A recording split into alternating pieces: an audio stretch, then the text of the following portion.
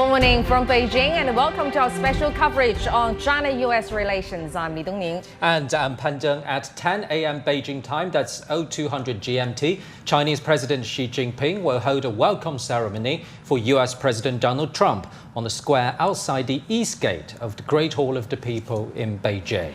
Right, and the two leaders are expected to meet and also have an in-depth exchange of views on major issues concerning China-US relations and world peace and development. So we'll bring you live coverage for all of that. That's right, and US President Donald Trump is on a state visit to China from May the 13th to the 15th.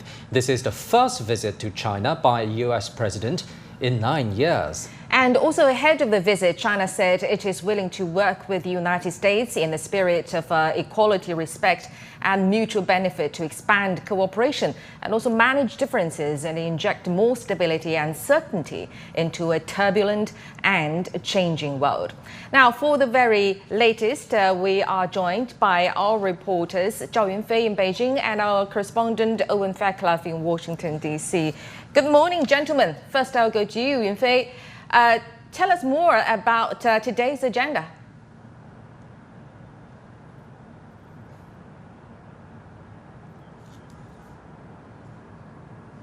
Well, Dongning and Pan Deng, a series of events is being planned for President Trump's state visit to China. The second day, which makes it a very important day for his state visit, of course. And on Thursday, he is expected to meet with Chinese President Xi Jinping and hold bilateral talks. And that is definitely the highlight of the day. For the U.S. side, for both sides, this is a much anticipated event because, as you mentioned, this is the first meeting the first visit the U.S. president has paid to China in almost 9 years. What makes this year significant is that the world has changed drastically over the last 9 years. For the U.S. side, they have attaches great importance to the visit. If you see the people that President Trump has brought on the delegation, there's Secretary of State Marco Rubio, there's Secretary of War Pete Hegseth, there's also business leaders across sectors from the United States. Of course, we can tell that the bilateral meeting will focus a lot on the trade, technology, even artificial intelligence. Just ahead of the bilateral talks, the two sides, China and United States, has held trade talks on Wednesday in the Republic of Korea. In the Chinese readout, it says that both two sides recognize the spirit of peaceful coexistence, mutual respect, and win-win. That is exactly the principle what Chinese President Xi Jinping told President Trump during their last meeting, during the meeting in a February call. And this is a basic principle that can drive the relationship between the two countries. Since President Trump took the office for the second term, the two sides, as the two leaders, have held phone calls for 5 times and met in person in Busan last time. And there he comes to Beijing. So this will make the second meeting between the two presidents.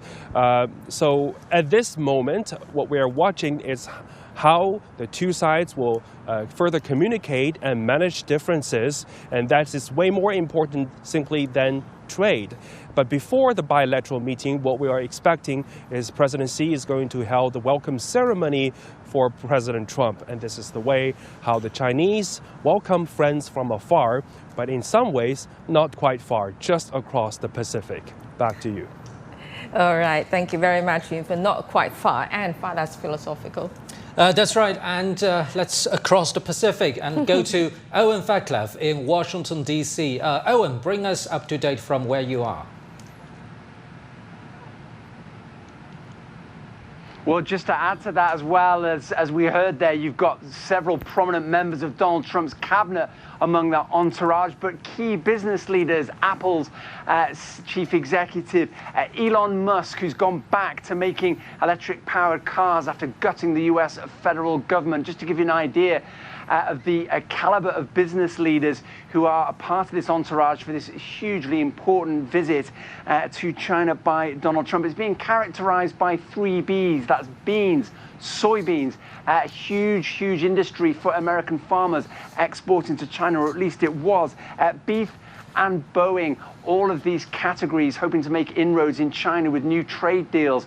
What a difference, as you mentioned there, 9 years make. If you think back to the first Trump administration, which I covered, characterized by some extremely aggressive language by President Donald Trump in his first term in those trade battles with China. And yet the tone you sense has shifted much more. Certainly on the eve of his departure, Trump's been extremely complimentary about President Xi Jinping. Now, there's no surprise there. He's always talked about the warm relationship he has with Xi, even if the commercial and sometimes political relationship has been in trouble. But of course, these two sides have had this truce in their tariff battles, and that's something that they'll be looking to try and reduce, those tariffs imposed on China.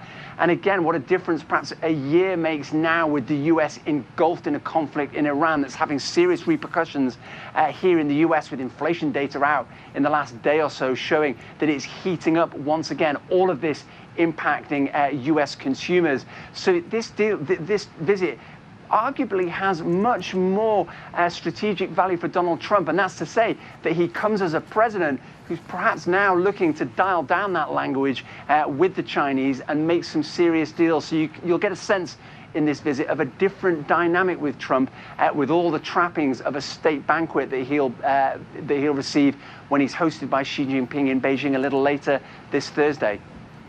Thank you very much. Our correspondent Owen Fairclough in Washington, D.C., and our reporter Zhao Yunfei in Beijing.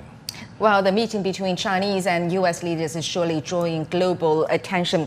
And the analysts and officials say continuing dialogue between the world's two largest economies is critical for global stability, trade, and geopolitical security. Clearly, the overall stability of the past period is a positive outcome achieved by this direction of dialogue and cooperation. We have also seen that the overall stability of China-U.S. relations over the past period further confirms that since 2017. The view held by some people in the U.S. that they should engage in so-called strategic competition with China and define overall China-U.S. relations through competition is a complete misunderstanding of ties and a misreading of China's development. I think the outcome will be just the fact of the visit, the fact that the two leaders connect and talk about a whole range of strategic issues. And I think they want to make sure that we can continue this stability that we've found over the last year, which is something that needs to continue into the future. The United States and China are two of the main economic powerhouses of the world, and any way that they can deal with any of their differences in economic policies would be beneficial for the world as a whole. Bardzo ważna I potrzebna międzynarodowa. U.S. President's visit to China and his meeting with Chinese President are significant and necessary. The meeting between the two sides last year effectively eased trade tensions, injected greater confidence into the world, and helped stabilize bilateral relations. We hope this meeting will achieve positive results, promote communication and consensus among all parties, and bring more stability and certainty to the world. I think the leadership level engagement between President Xi Jinping and President Donald Trump is quite important, because it demonstrates that the two leaders take the relationship between the US and China seriously, and they are committed to making it work. Now, for more insights into the very significant meeting between the two heads of states and also Donald Trump's visit to China in general, we're joined in the studio by Mr. Zhang Gong, Professor of Economics at University of International Business and Economics, and Mr. Zhao Hai, Director of International Political Studies at the National Institute for Global Strategy. Welcome to our discussion, gentlemen. Well, first of all, Mr. Zhao, President Donald Trump's May the 13th to the 15th trip this time has been described as major head of state exchanges on not only China-US relations, but also a wider question of world development and world peace as well. What do you think the world exactly wants to see coming out of this very important meeting? What is the priority? Well, first of all, this visit has been the focus of the world attention, absolutely, because for the past 9 years, the U.S. president has not been making any official state visit to China. So there's a long pause, and the world expecting to see a more stable relationship between the two biggest world economies, because combined GDP of U.S.-China is 40%, and the combined population is 20%. So this is critically important for the global supply chain, for the global economic exchange and investment. So everybody is watching this very closely. But at the same time, of course, we've described how the world has changed during the 9 years, and particularly what happened in the past year when Trump entered into office in the first year and make a lot of changes in global trade and investment. So moving forward, I think people are looking at the signals coming out of this critically, head of state diplomacy and how the two states are approaching each other, and also what signals they're sending out to the world so that people will see long into the future where is the trajectory of the two powers moving forward. To set the operational direction. Exactly. Yeah. Professor Go, I know you traveled a lot during these extraordinary times for world order, if you will. So what are some of the specific topics the international community is paying attention to for this high-profile meeting? Well, as Professor Zhao has said, the bilateral relationship between the United States and China is way more important than just between the two countries, as consequential implications for the entire world. The international community is paying close attention to this, mostly, making sure that this is a stabilized and certain relationship. I think stability, certainty, and sustained development between the two countries, these are the key words for the international community to watch very closely. I think this relationship needs to be stabilized to the extent that other countries that have stakes in this relationship don't have to pick a side. I think in the past that many countries are feeling the pressure of having to pick a side in this. But now I think things start to change. It's very clear to me, at least, that President Trump has a slightly adjustment with respect to America's China policy, but still constrained by the political situation in Washington, I guess. I think, President Trump has some constraint. He has to deal with those people who, are not very keen on sort of competing with China. The relationship needs to be characterized by more than just competition. There's also an important aspect of cooperation between the two sides. And I think these are the issues that are going to be discussed by the two presidents, who seem to be very much close to each other and like each other. And also another aspect is the economic issues, I think. This is a very important set of issues about tariff, about investments, respectively, by both countries, each countries. So these are the important issues I'm pretty sure they will discuss. They will have a lot of time to spend together in the next 2 days.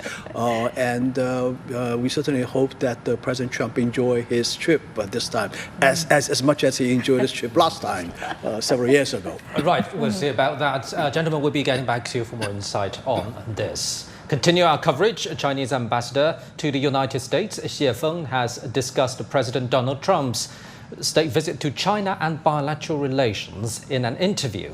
Ambassador Xie expressed hope that the upcoming summit in Beijing will help stabilize bilateral relations and find a way for both countries to coexist with mutual respect and cooperation.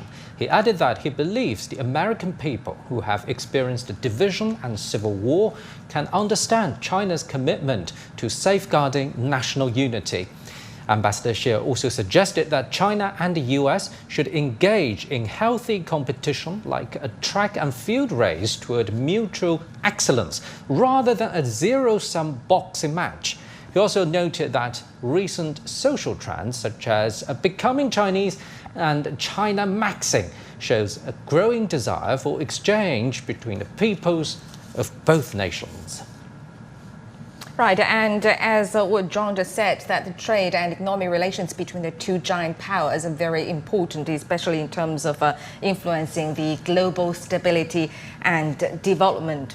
And in 2025, the two countries contributed more than 1/3 of the world's real GDP growth China and the US are key investment partners. In 2024, US direct investment position in China rose by over 3% from a year ago to around $123 billion. China's investment position saw a notable increase of more than 10% to $34 billion. And bilateral trade in goods hit around $700 billion in 2024, almost 275 times than 1979, when the two countries established diplomatic relations. And for more, let's cross live to our reporter Liu Jiaxing in Beijing. Jiaxing, you've been following China-US ties very closely. China now is committed to expanding its high-level opening up. So from your observations, how does this approach shape ties between China and the US? Sure, Pandong. Well, yes, as the two largest economies in the world prepares for this high-level talks, many in China see this as more than a diplomatic event. Here in Beijing, the message is pretty clear. China welcomes U.S. President Donald Trump and that all guests are welcome. Since the start of this year, heads of state from around the world, from Western countries, from neighboring countries, from Latin American nations have made frequent visits to China. And it shows their strong desire, the global desire for stability, for peace, for win-win cooperation, for people-to-people exchanges. And it shows their recognition of the opportunities that China offers. Well, here in Beijing, this capital city has so much to offer. It has a recorded history of over 3,000 years, and it has long served as not only the capital, the political center of China, but also the crossroads for civilizations. Chinese President Xi Jinping has pointed out that Beijing as a civilization center and as inclusiveness, openness, and of course this big metropolitan city as well.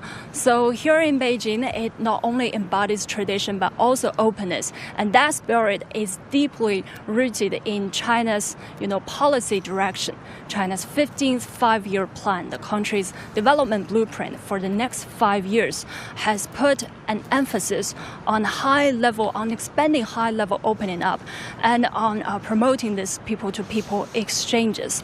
So here in Beijing, this vibe is centered on a broader idea deeply into China's culture, that dialogue with more than confrontation.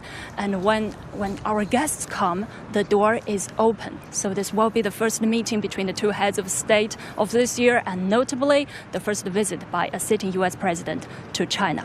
Best wishes. Well, that's all from me. Back to you. Thank you very much, our reporter Liu Jiaxing in Beijing.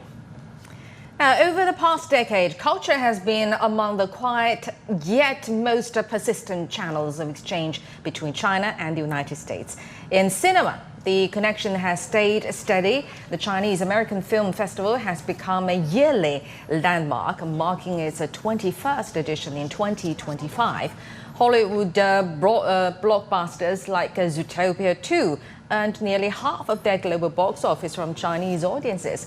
And music has also crossed oceans. In 2017, the New Silk Road Explorers fused Chinese folk songs such as Jasmine Flower with American jazz, a dialogue between two musical traditions. And in 2023, the Lincoln Center Chamber Music Society returned to China after 4 years, delivering 8 concerts across 6 cities. But the most important bridge is being built by the younger generation. I'm very curious to learn more about the culture and the different foods in the culture, and meet more people and see the differences and the similarities between the Chinese and United States culture. When you learn about the other cultures, it helps you understand it and have more empathy for everyone. Especially now, the world is lots of war and other things.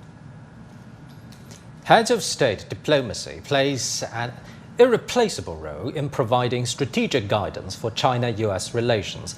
Since President Donald Trump's re-election, there have been several key interactions between him and Chinese President Xi Jinping.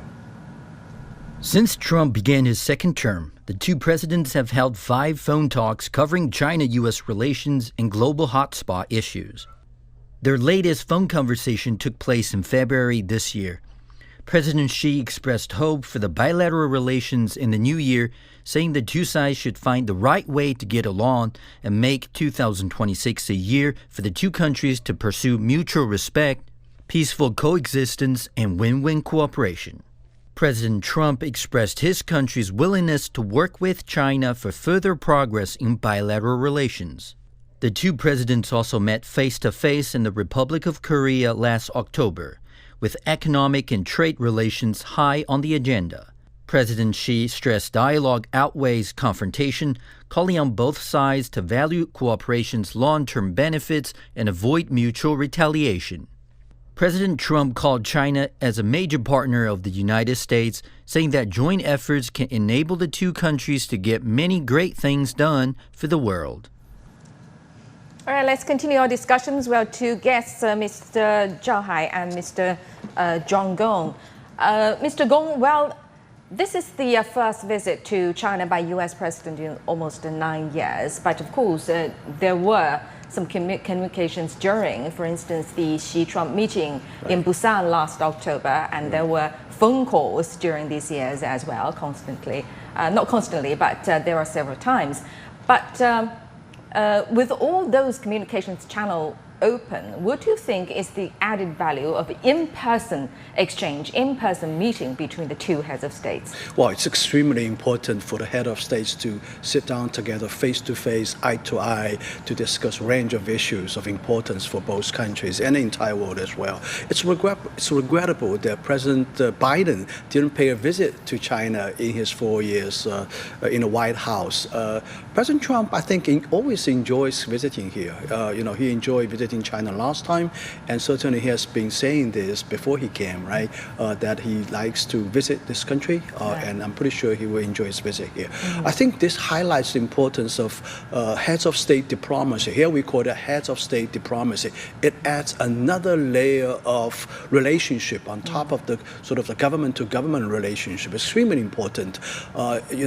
President Trump and President Xi are going to meet several times for the rest of the year, and I think this constant interactions, face-to-face interactions, contribute greatly to the two countries' relationship. I think there's magic associated with people sitting down together and talking to each other. So I would expect that at least under President Trump's administration, the two countries' relationship is going to be stabilized. And in economic area, I would hope that this trade relationship should reverse its previous trajectory and turn to growth again. Right, and that's not only about the two giant powers, that's the whole world. Yeah, absolutely. Sure. And Mr. Zhao, let's dive a little deeper into trade and economic arena in China-US relations. I think the two sides have been very candid about differences, and we've seen even heated exchanges, for example, on tariffs in the past year. But many analysts are saying that the upside is that the two sides have kept talking to each other, communicating, negotiating. Break down the whole dynamic for us so far. Well, the problem is, as we all know, what happened last year. There's heated exchange, as you describe it, but actually both sides have a certain perception of each other. And when China's economy continued to grow, and in particular in technology, there is much concerns in DC, and they perceive China as a threat instead of a benefit, as a potential enlarging market. So I think this time around, after this kind of struggle, both sides realize that the downside is too big. And actually, the upside is unlimited if we work together. So there's a turning point last year in Busan when both leaders meet with each other face-to-face and have an in-depth talk, exchange of ideas, understand better of each other's positions, strategic visions, and therefore now this year they're seeking stability. On top of that, I think there's much potential to be exploited. On economic side, there's a much more work to be done on trade issues, particularly on U.S. more tariff that potentially coming because of 301 investigations. On investment, there's increasing investment, but there's still a long way to go.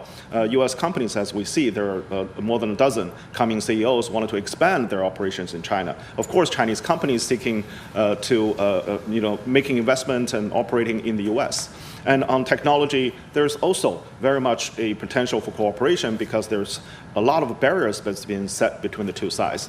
So if the two sides can candidly talking with each other and find pragmatic solutions for both sides, I think the world will see a much better economic exchange between the two sides, and that will have ramifications around the world, lifting up the global economic development prospects. So it's more about forward-looking strategy and actions. And gentlemen, we'll be getting back to you on this.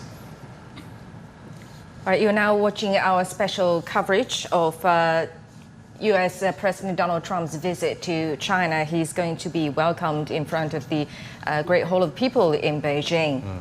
And now let's take a look at the scene outside Great Hall of the People. Chinese President Xi Jinping will hold a welcome ceremony for President Donald Trump on the square outside the east gate of the venue in Beijing.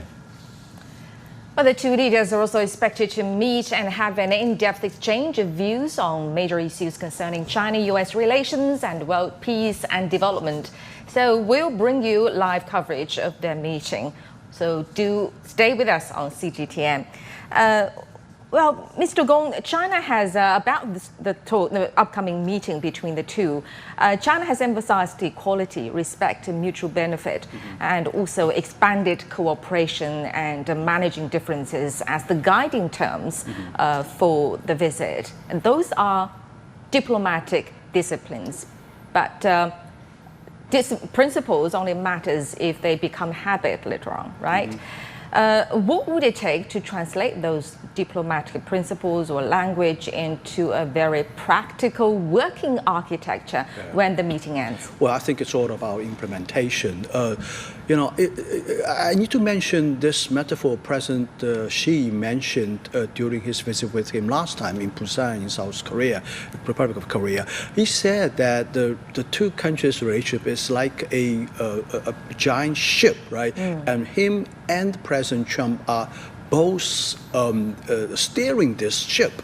I think this speaks volume about the nature of this relationship. The two leaders have to come together and set the common direction shared by the two sides.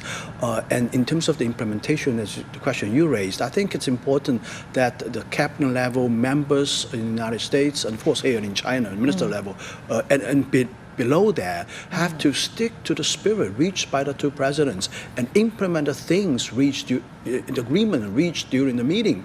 I think in the past, there have been cases that in Washington, things are not happening like that. I think, it's quite understandable because President Trump is introducing an adjustment, it's China policy that runs into some people call it a thick concrete, basically, a wall of concrete that a lot of people in Washington, they seem to have sort of this antagonist view about China that's been working on these things for many, many years. Now it's about a time for them to change their mind and change their habit. So I think it's quite important that the American side needs to implement what the president says.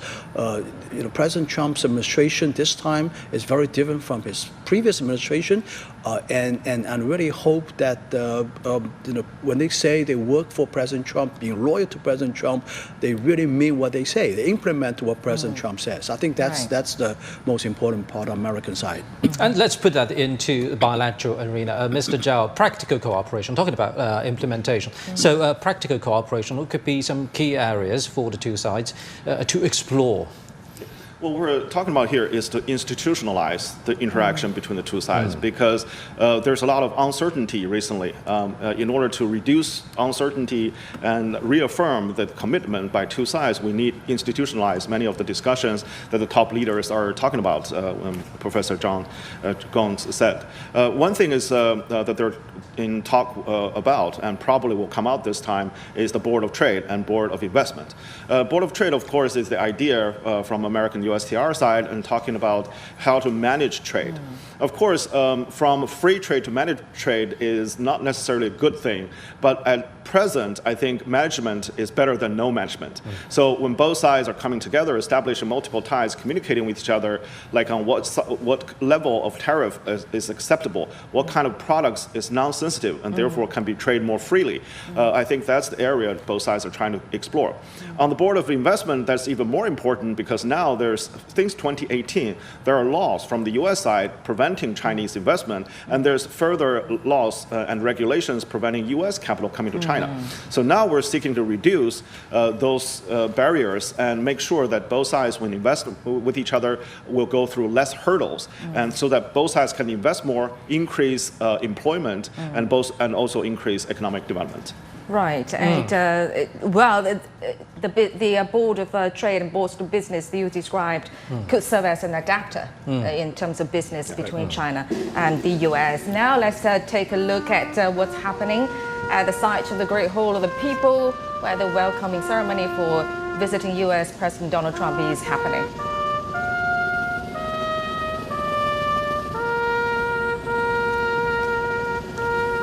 Chinese President Xi Jinping is walking towards the square outside the East Gate of the Great Hall of the People to welcome US President Donald Trump. Indeed, this is the formal moment of reception. President Xi Jinping is walking out of the Great Hall of the People to receive the visiting President, US President Donald Trump, as the guest of state, and we can see the presidential motorcade. Right, he is arriving. US President Donald Trump is now arriving at Great Hall of the People, and we need to remind our viewers that this is the first state visit to China by a sitting US president in 9 years. Right, and in Chinese diplomatic practice, actually the welcome is part of the message showing the visit is being handled at the highest political level, with the two presidents providing direct guidance to the relationship. And the two sets will, as what Pendong just said, last met face-to-face in Busan last October, and this is the first sitting US president visiting China in 9 years. And Beijing has described this head of state diplomacy as having an irreplaceable role in giving strategic direction to China-US relations. Now we can see that the presidential motorcade has arrived at the East Gate of the Great Hall of the People. And this time, the two leaders are expected to have an in-depth exchange of views on major issues concerning China-US relations and world peace and development.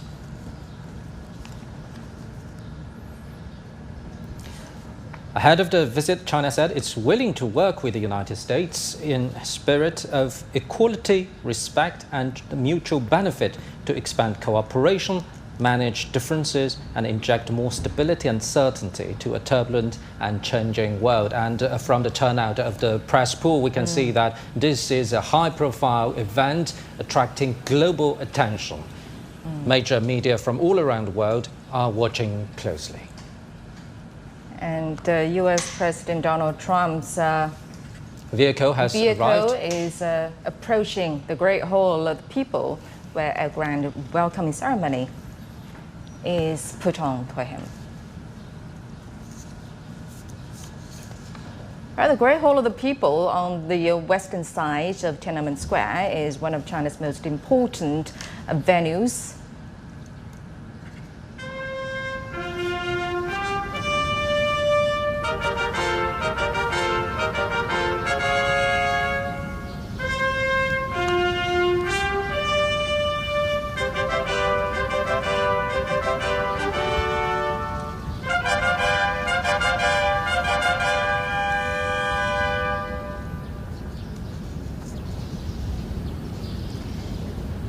US President Donald Trump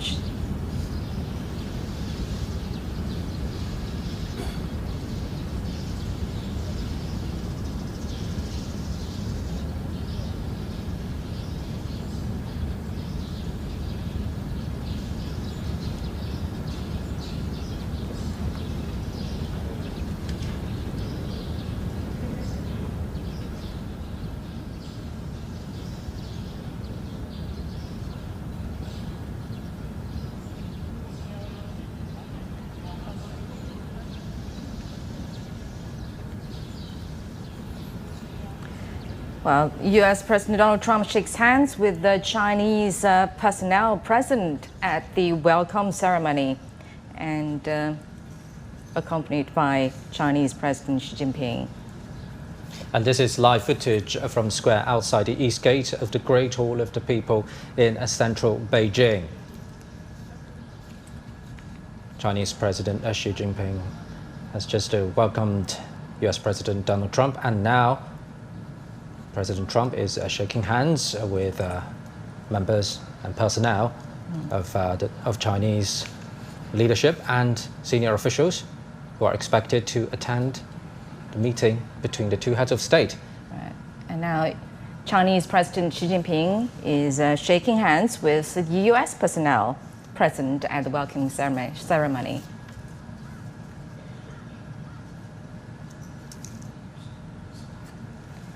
And President Trump arrived in Beijing on May the 13th for a state visit at the invitation of President Xi Jinping, and Chinese officials have said the two leaders will exchange views on major issues concerning China-US relations, as well as world peace and development. And again, this is a first visit to China by a U.S. president in almost 9 years. And also President Donald Trump's second visit since November 2017. And China's diplomacy towards the United States, as many are saying, has been very consistent, and China is willing to work with the US in a spirit of equality, respect and mutual benefit to expand cooperation, manage differences and inject more stability and certainty into a turbulent and changing world. You're watching live footage from the square outside the East Gate of the Great Hall of the People in Beijing, where Chinese President Xi Jinping is holding a welcome ceremony for US President Donald Trump. This is the first visit by US President to China in 9 years.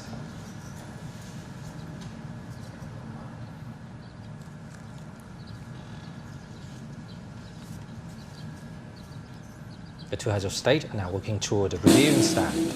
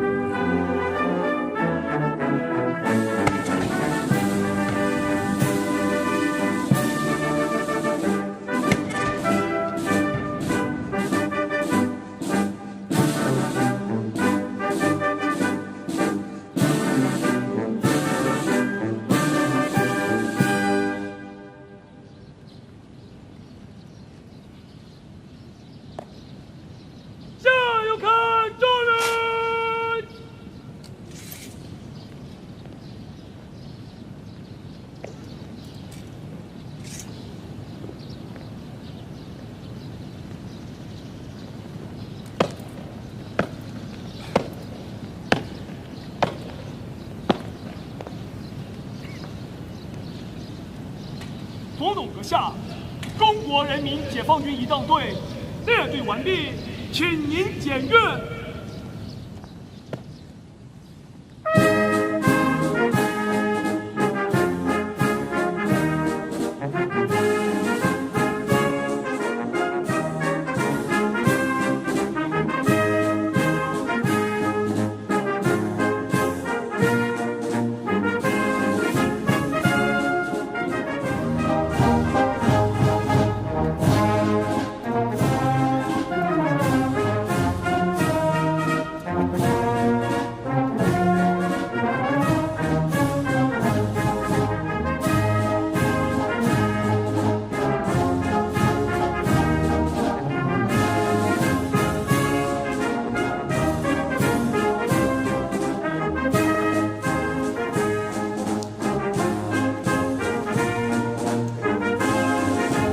Presidents are now inspecting the honor guards, and this is a highly disciplined part of the ceremony, let's say. The rouge, the pace, the formation, and the music all fit in a solemn manner and harmony. You're watching live footage from the East Gate of Great Hall of the People. The two heads of state, Chinese President Xi Jinping and US President Donald Trump, are now reviewing honor guards.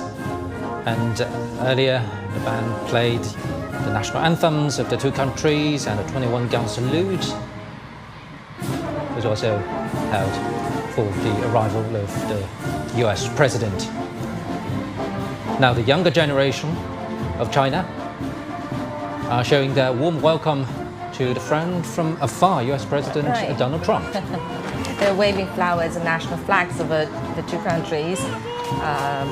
And together with the backdrop of honor guards marching past, and the leaders watching from the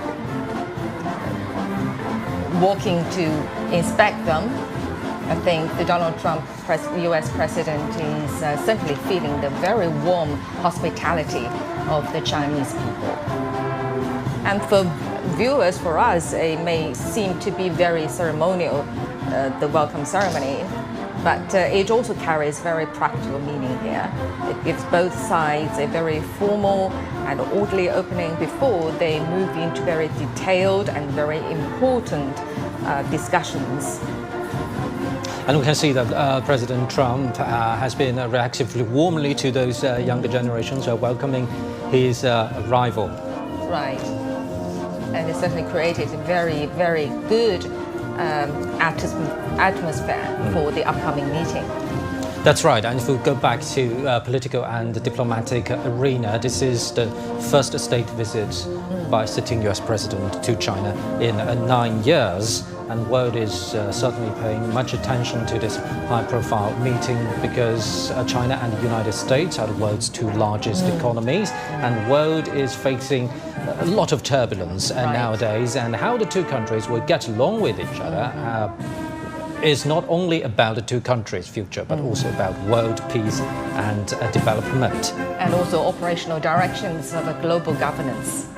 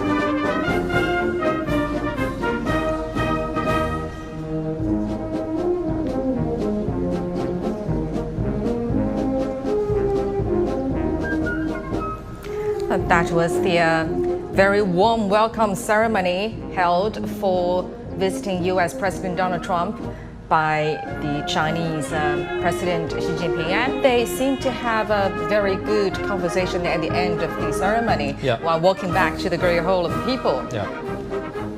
And expectations are high for this high-profile meeting between the two heads of state. And U.S. President Donald Trump is paying a state visit to China from May the 13th to the 15th. And this visit is the first by the U.S. President to China in almost 9 years.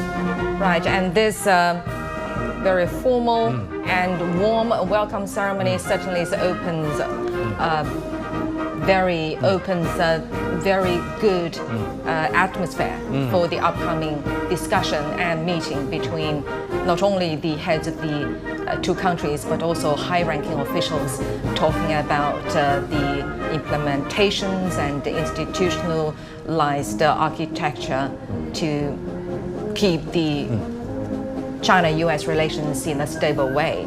And the two presidents are now talking to each other just right outside the East Gate of the Great Hall of the People in central Beijing. And for our global viewers, the Great Hall of the People is on the west side of Tiananmen Square, and it's a major venue to host a major national and diplomatic events. And this is exactly the venue where the two presidents will meet for a in-person meeting. And the meeting is expected to cover a wide range of issues about China-US relations and also about world peace and development.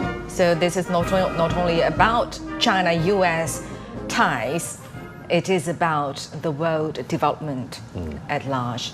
Well, Chinese President Xi Jinping is set to hold talks with US President Donald Trump after this very grand welcome ceremony.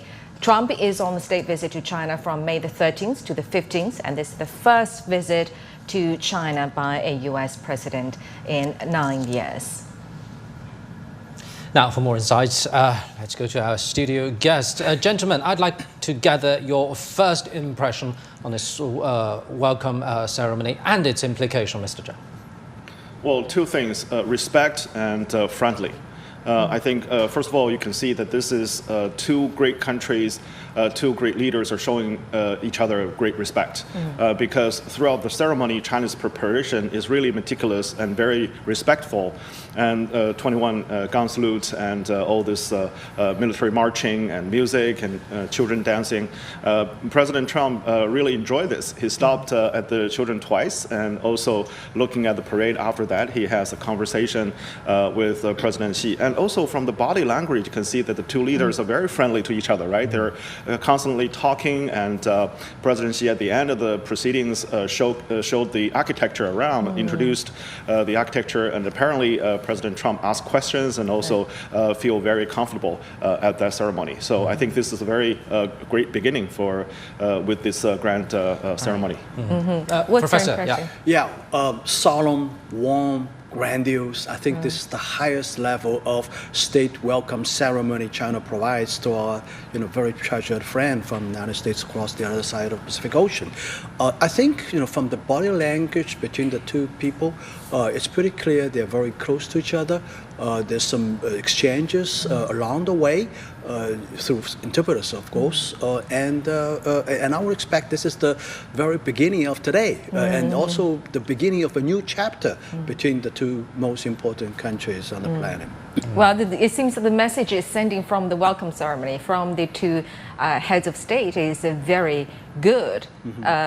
Do you think that will last into the meetings coming up? Yeah, of course. I think this very warm atmosphere will definitely continue into the meeting. We're going to see.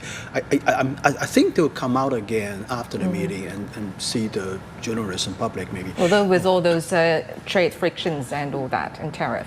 Well, I mean, I guess this is being worked out already. You know, Vice Premier He Lifeng and Scott Benson have been talking about this issue in Republic of Korea in, I think, the last 2 days. And, you know, I would imagine that they must have reached some kind of agreement leading up to today's summit meeting. There will be good results announced, I'm pretty sure, and I can't wait to hear what's going to come out. Mr. Zhao, earlier you mentioned respect. We know as a 5,000-year-long civilization, China puts respect to others at one of the highest hierarchy of its behavior, not as individuals, but also as a nation together, as a government, as a sovereignty. But let's remember, China also emphasizes mutual respect in diplomacy.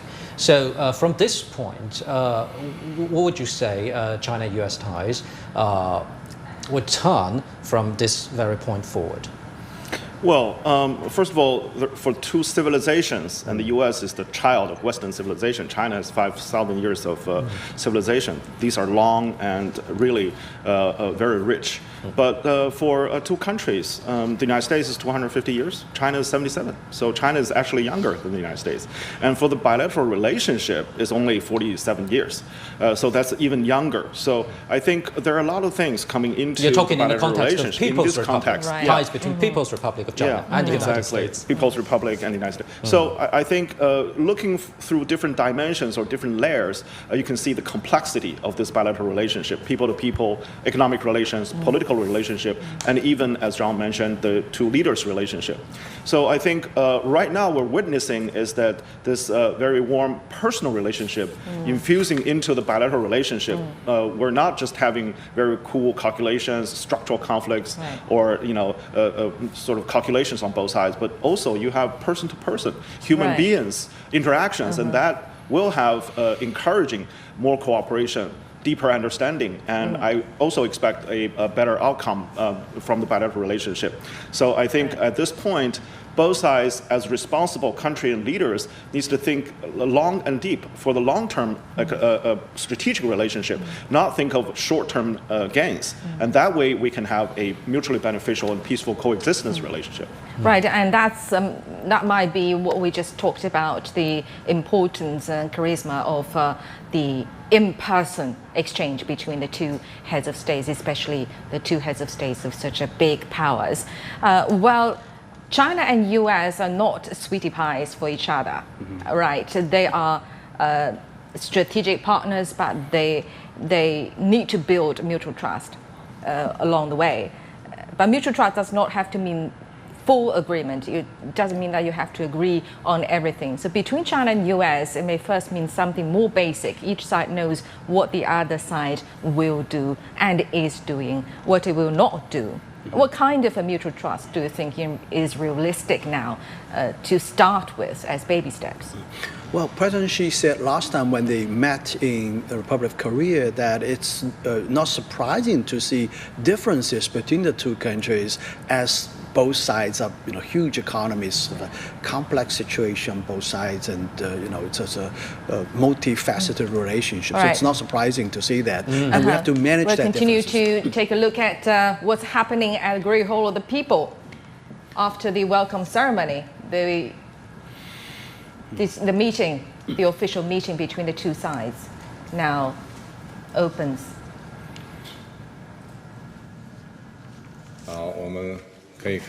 Shall we begin? Let me say a few words first, and then I'd like to invite you, Mr. President, to deliver your opening remarks. President Trump, I'm very pleased to meet you in Beijing. Welcome back to China after 9 years.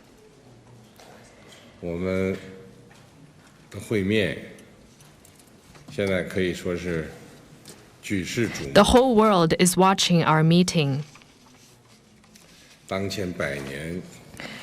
Currently, transformation not seen in a century is accelerating across the globe, and the international situation is fluid and turbulent. the world has come to a new crossroads. Can China and the United States overcome the Thucydides trap and create a new paradigm of major country relations? Can we meet global challenges together and provide more stability for the world? Can we, in the interests of the well-being of our two peoples and the future of humanity, build a brighter future together for our bilateral relations? These are the questions vital to history, to the world, and to the people. They are the questions of our times that you and I need to answer as leaders of major countries. This year is the 250th anniversary of American independence. Congratulations to you and to the American people. I always believe that our two countries have more common interests than differences.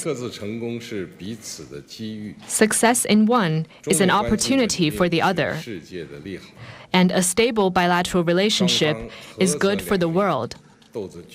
China and the United States both stand to gain from cooperation and lose from confrontation. We should be partners, not rivals. We should help each other succeed and prosper together and find the right way for major countries to get along well with each other in the new era. Mr. President, I look forward to our discussions on major issues important to our two countries and the world, and working together with you to set the course for and steer the giant ship of China-U.S. relations so as to make 2026 a historic landmark year that opens up a new chapter in China-U.S. relations. I will pause here and hand over to you, Mr. President. Thank you. Well, President Xi, I want to thank you very much. First of all, that was an honor like few have ever seen before. And I think I was particularly impressed by those children. They were happy.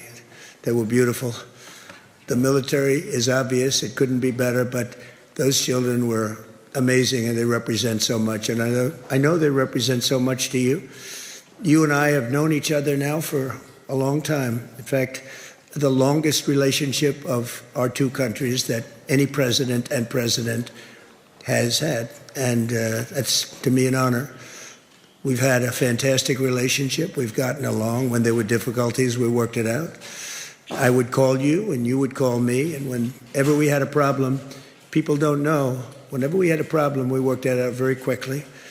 We're going to have a fantastic future together. Such respect for China, the job you've done. You're a great leader. I say it to everybody. You're a great leader. Sometimes people don't like me saying it, but I say it anyway because it's true. I only say the truth. And I just want to say on behalf of all of the great delegation that we have the greatest businessmen, the biggest, and I guess the best in the world. We have amazing people, and they're all with me. Every single one of them, we asked the top 30 in the world, every single one of them said yes. And I didn't want the second or the third in the company. I wanted only the top. And they're here today to pay respects to you and to China. And they look forward to trade and doing business. And it's going to be totally reciprocal on our behalf. So I really look very much forward to our discussion. It's a big discussion. There are those that say this is maybe the biggest summit ever. They can never remember anything like it. I can say in the United States, people aren't talking about anything else. But it's an honor to be with you. It's an honor to be your friend. And the relationship between China and the USA is going to be better than ever before. Thank you very much. Thank you.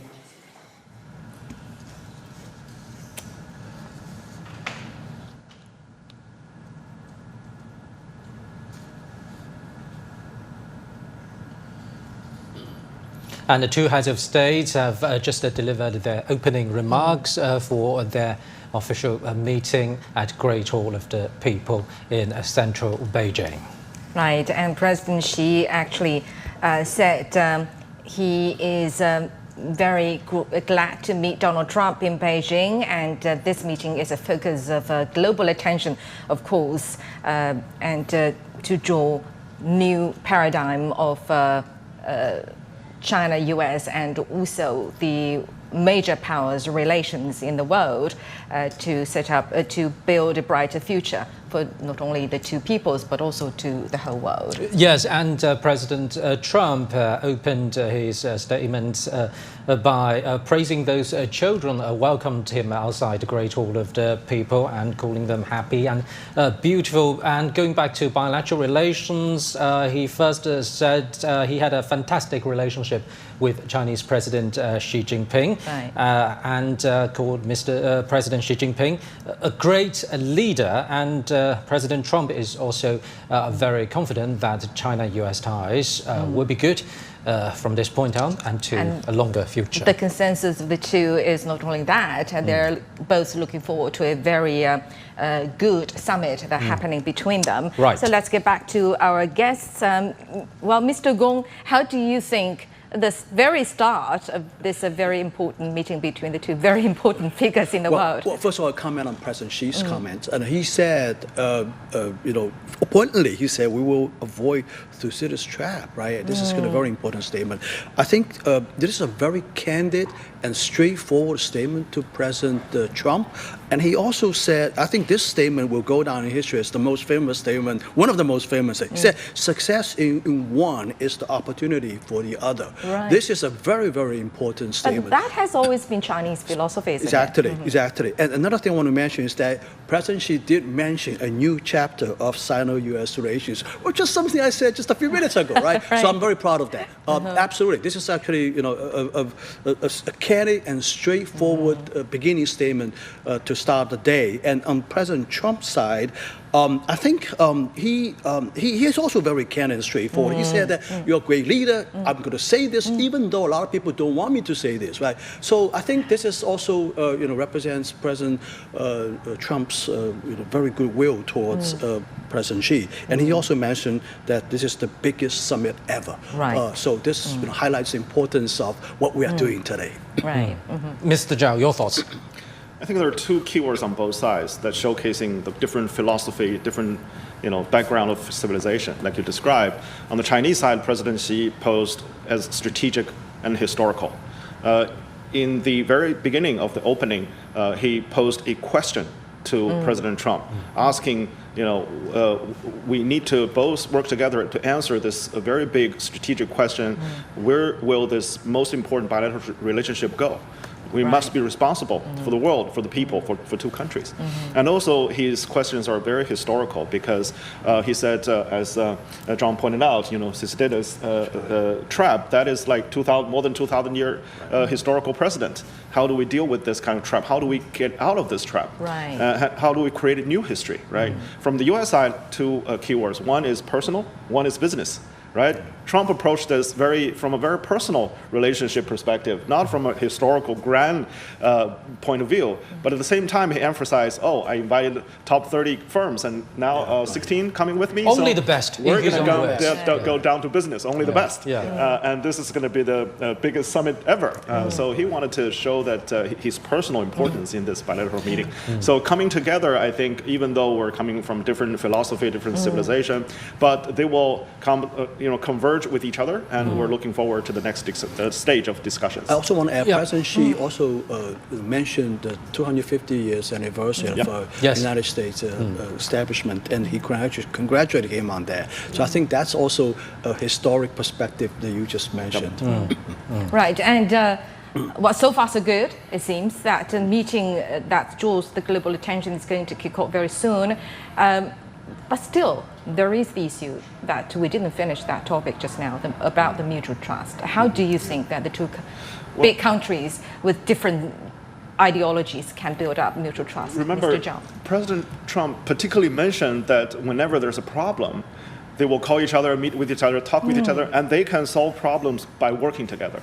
Right. I'm quoting his exact words. You call me and I call you. Right. Yeah, so, very plain language. I just wrote it down. And very practical, I think. And that happened. That's going to be happen in the future as well. Constantly, maybe?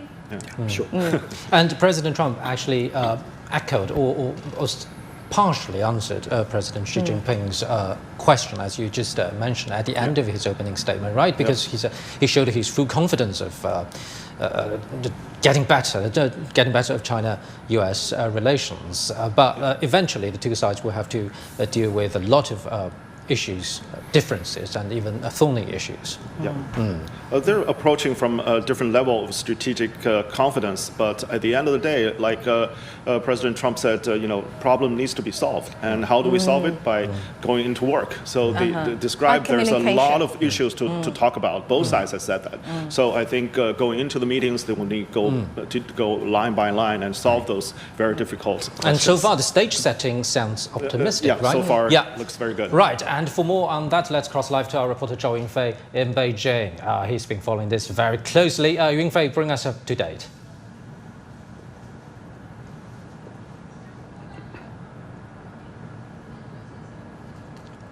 Well, Pandong and Dongning, in the opening remarks by the two leaders, President Xi expressed the hope that he hopes that 2026 would become a landmark year that brings new chapter for China-U.S. relations. He said that the China-United States would have more common interests than differences, and that the cooperation between the two countries will further benefit the entire world. At this really critical juncture with the turbulence in the world situation, and it's a question for the people as well as for the leaders.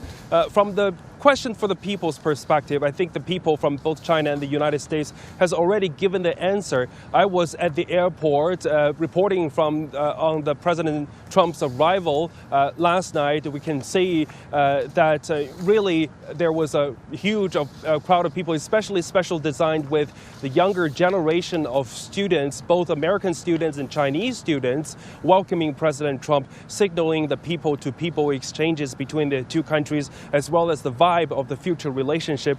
Also on the internet, there are also many local Beijing residents would rally along the way and welcome President Trump at his hotel or near the airport. So really, when it comes to China-U.S. relationship, the people-to-people level would really have a lot to say. Another thing that stood up in the opening ceremony this morning is that when the two leaders walking in front of the children, they pause for at least 2 times, and that is a signal for the future generation, the relationship of the future generation of the two countries. Now, it comes to the diplomacy level as the talks is underway, how the heads of state diplomacy serve as the backbone for the strategic ties between the two countries, and we're waiting to see the answer. Now back to you. Thank you very much. Our reporter Zhao Yunfei in Beijing. All right, now let's get back to our studio discussion with our two guests. Well, John, you are much more familiar with business, because Trump arrived with a very high-profile business delegation, including figures from major technology and industry companies such as MasterCard and Visa. That's very interesting. The two kinds of cards are all here, and airline, aviation, and also Jensen Huang jumped on the plane at the last minute. That's a very dramatic story. When the businessmen are traveling with the president to visit another economic power, what are they aiming to do? What are they seeking? Market access or signals sent from both government, confidence building? Absolutely. I think this is exactly what President Trump likes to do, bring an entourage of important billionaires, I guess, a couple of billionaires in that crowd. I think he hopes to sell more American products here in China, have more access to the Chinese market by American companies. And I think on top of this, he's also kind of interested in broadening the opportunity for Chinese investment in America.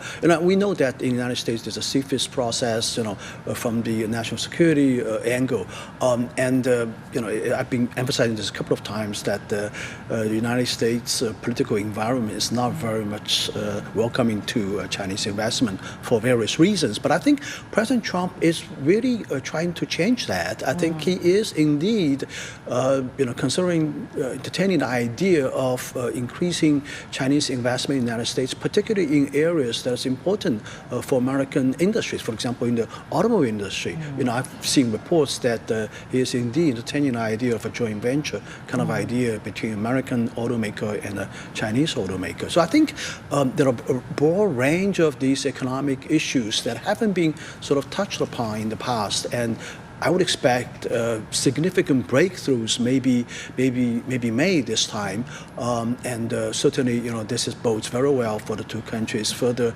engagement, further interaction, and also further cooperation. Importantly, cooperation between the two sides. What about geopolitics and security, Mr. Zhao?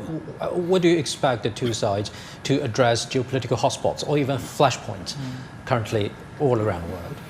Well, I think that will be a very important part of the conversation, because if Trump arrived in China a month and a half earlier, probably many of the issues will not be at the central of the discussion. But now I think the world will see much more geopolitical competition and the danger of global shortage because of what's happening in the Middle East, right? So I think the two leaders need to talk about the solutions and what they can do with each other and with the Middle East and the wider world in solving problems and bringing peace. President Trump, when he arrived in office, declared himself a peacemaker, and he wants to get to win the Nobel Peace Prize, right? And I think moving to this year, he's probably changed a bit, and I think China is trying to play a bigger role in terms of mediating and trying to bring peace back to the table.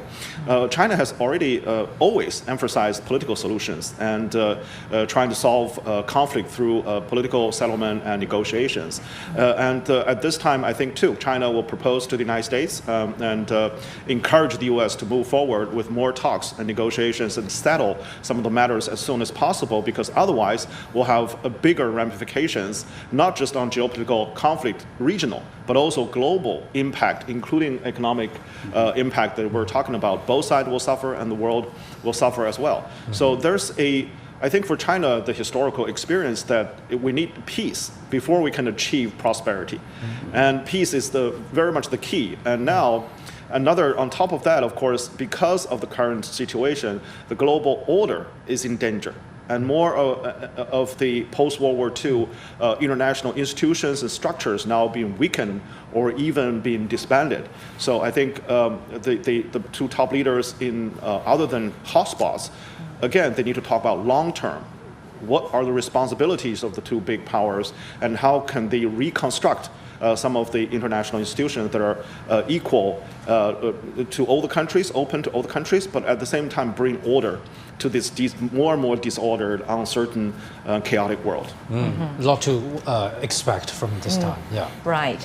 And our digital lives generate a torrent of data, straining the energy and space resources of coastal megacities. And China's East Data West Computing initiative addresses this by building a national data highway. It's a synergy especially vital for the Yangtze River economic belt, as it links the region's economic engine with its upstream power sources. And our CGTN reporters traveled to both ends of this new corridor to see this digital journey in action. Every single day in Shanghai starts with a digital heartbeat. A tap to pay for coffee, a swipe to order lunch, a click to book a ride. And every bite of it forms an invisible current, a digital river flowing beneath the city, shaping millions of lives. All that digital activity happening right here on these streets creates a tidal wave of information, and that data needs a home. In a city as dense and dynamic as Shanghai, the critical question is, where do you put it all? The answer begins here, inside one of Shanghai's critical data hubs. These facilities are the nerve centers handling the city's most time-sensitive data, where the demand for speed is absolute. uCloud's Shanghai Data Center is a core engine of the Yangtze River Delta's digital economy.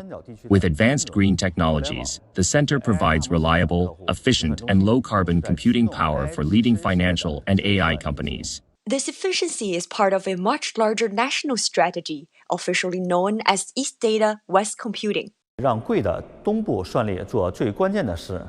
Data hubs in the east handle critical and real-time tasks, like placing a food delivery order.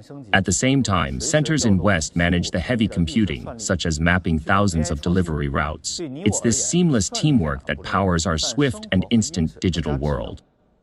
The center also acts as a critical gateway, launching massive data loads onto China's digital highway. Now let's follow the data on its journey, a high-speed transit west towards the new epicenters of China's computing power. I'm standing right at China Mobile Data Center in Guiyang New area. You can hear constant hum of hundreds of servers running non-stop here. You might wonder why a Shanghai-based tech company like uCloud chooses to house its critical data over 2,000 kilometers away. Inside this China Mobile facility, uCloud has already deployed its first 100 GPU units across 60 cabinets. But making sure a server in Guizhou responds instantly to a user in Shanghai requires far more than just traditional storage. It demands deeply tailored, high-performance technical solutions. Driven by their overall business strategies, our clients are shifting toward intelligent computing. We provide high-density server cabinets with scalable power capacity to handle their flexible workloads. We've also optimized the Guizhou to Shanghai network routing to significantly cut latency. But keeping these digital engines running is only half the battle. They require massive electricity and constant cooling. That's where Guizhou's unique geography steps in. Guizhou's abundant green energy and cool climate, averaging 12 to 15 degrees, allow us to use natural cooling for half the year. We use smart airflow optimization to further reduce energy consumption. A client's operating costs here are 30% to 40% lower than in eastern regions. From a digital payment in Shanghai to a server rack right here in Guizhou, the flow of data has become a new kind of river. Just as the Yangtze River has connected China's east and west for millennia, this integrated computing network is forging a modern digital synergy. By turning Western green energy into Eastern computing power, it's driving a more efficient, coordinated, and sustainable future for the entire Yangtze River economic belt. Gongming in Guizhou Province with Zhang Siran in Shanghai, CGTN. And we continue this journey and we travel to Qingyang City in northwest China's Gansu province. Is emerging as China's computing valley through its role in the East Data West Computing project. The city is leveraging abundant wind and solar energy to power AI computation, transforming itself into a national digital hub. Our reporter Ho Jing visited Qingyang to find out more. The land I'm standing on belongs to Qingyang, a small city in northwest China. For over 5 decades, it has been known for its rich deposits in oil, coal, and natural gas beneath the ground. Now, it is drawing more attention for a new kind of resource in the digital world, the green tokens. The exponential growth of artificial intelligence is driving demand for more computing power, a demand that can only be sustainably supported by renewable energy sources such as solar and wind.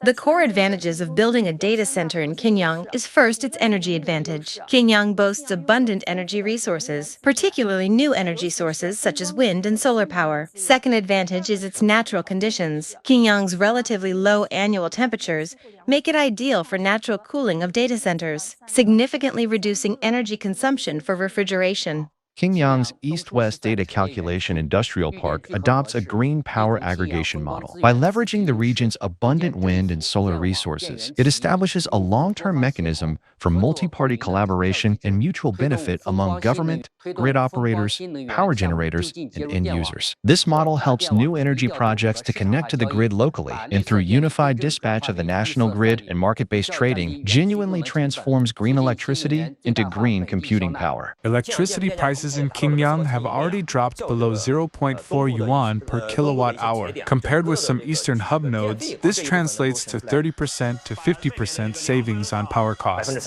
For a data center consuming over 100 million kilowatt hours annually, that means saving roughly 30 to 50 million yuan on electricity each year. The computing center in Qingyang can efficiently meet computing requests from various sectors in every corner of the country. Take Beijing, for example. The current latency is roughly just over 7 milliseconds, and around 10 milliseconds to Shanghai. This level of performance means Qingyang's computing power can fully meet the demands of domestic AI and data-intensive applications. Whether it's everyday smart mobile apps or autonomous driving systems, computational tasks can be hosted in Qingyang while delivering a seamless experience to users nationwide. Qingyang's computing power primarily flows into three major areas: supporting the training and inference of leading domestic large language models, serving the overseas expansion of tech enterprises, and supporting the development of real economy sectors such as agriculture, energy, and healthcare. With Qingyang as the core hub, computing services have been extended to North America, Europe, the Middle East, and the Asia-Pacific region through dedicated network links between overseas and domestic nodes. This infrastructure provides computing power support for the international operations of companies such as DeepSeek, Meitu, and Minimax. With just one click, the drone will make an inspection tour by itself. Using a 3D digital model of the power grid as its foundation, we have built a city-level unmanned intelligent control platform. Through AI-powered recognition technology, it completes defect identification and data aggregation, ultimately forming a complete operational chain covering route planning, autonomous inspection, data transmission, defect identification, and review archiving. This enables precise detection of subtle equipment defects and effectively reduces missed inspections. The drone inspection application is one example of computing electricity synergy. With electricity powering computing and computing optimizing electricity, a virtuous circle can be formed, injecting robust momentum into sustainable economic growth in both the digital and the real economies. CGTN in Qingyang, Gansu Province. All right, now let's get back to our guests. Well, we just mentioned that Jensen Huang jumped on the Air Force One at the last minute, and Elon Musk is on the plane, is in the delegation as well.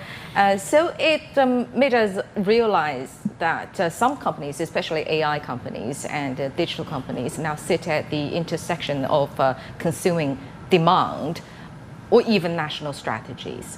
So in terms of AI, especially AI cooperation with China, there are some frictions between the two countries. How do you think, what kind of pattern, John, that you think the two countries can put forward in terms of AI cooperation to both do it in a benign way and not blocking the entire way forward?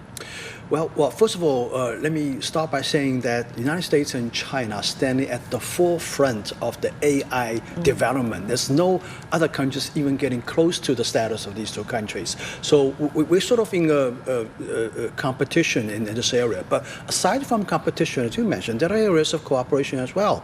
I think the Chinese companies' access to certain American products, as well as the other way around, actually, it should be something discussed by the two sides. And I think also, probably more importantly, the two sides should be engaged in dialogues about governance in a range of areas. President Xi and the previous president, President Biden, when they met in San Francisco, one of the agreements they reached is that the AI should never be used in areas of nuclear weapons, right? That's the the first step, I think, and definitely this consensus should be carried forward in more areas, in my view. For example, maybe in defense applications, in other areas, there are also ethical, moral issues associated with AI development. All of these things, as the leading two nations in this area. Indeed, and since we're talking about AI, Professor, before we get to the technological side, a very basic is electricity. If you don't have enough power, then you don't have that technology at all. So, Mr. Zhao, we just watched reports of China going big on going digital, going green. Do you think China and the US can actually work substantially and concretely in this particular regard? They already did. Actually, even though superficially China and the U.S. are in competition, and many of the U.S. in the national security realm wants to contain China and to slow down China's AI development. But actually, like you pointed out, this is a whole supply chain. And China and the U.S. need each other. China needs more chip equipment, higher computing power chips. The U.S. need electricity, and their electricity national grid is actually outdated. They need to retrofit it and create more renewable sources to generate power for their AI. So both countries, not only on the governance level, like Professor Gong pointed out, that the world are looking at these two powers and say, wait a minute, we're so far behind. You need to work together to regulate the development of AI. Otherwise, there's huge cybersecurity, infrastructure safety implications. But also on the whole supply chain, if both sides do not work each other and exclude each other, then they slow down on both sides, and they're losing opportunities. So I think, as you mentioned, when Jensen Huang is here, Elon Musk is here, that shows that there's potential. Indeed, cooperation is always better than conflict. Right. Thank you very much, Mr. Zhao Hai and Professor Zhong Yong there. And that's it for this edition of our special coverage on China-US ties on CGTN. I'm Han Zheng in Beijing. And I'm Yuni. Thanks for watching and stay with CGTN for more.